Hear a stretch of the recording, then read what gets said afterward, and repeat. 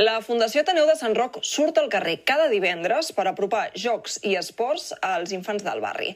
En aquest any 2026, l'entitat s'instal·larà a la plaça Camarón de la Isla. L'objectiu principal és reivindicar i denunciar a les diferents institucions responsables les necessitats i deficiències de la zona i, d'aquesta manera, aportar el seu granet de sorra per intentar millorar el barri.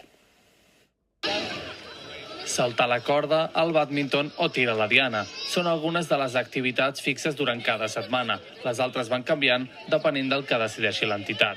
Aquesta iniciativa dona servei a gairebé una trentena de nens, nenes i adolescents i també a pares i mares.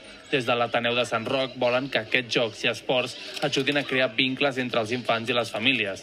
A més, creuen que és una gran oportunitat per ajuntar persones de diferents cultures o religions. Donada la realitat del nostre entorn, del nostre barri, amb la diversitat cultural, religiosa i lingüística que hi ha al barri, trobar espais com aquest, on podem conviure, on poder compartir, construir i, més que res, crear vincles amb els infants, amb les famílies, per poder millorar la vida del barri i una mica, que és l'objectiu de l'Ateneu al carrer, que és crear vincles i espais per tothom.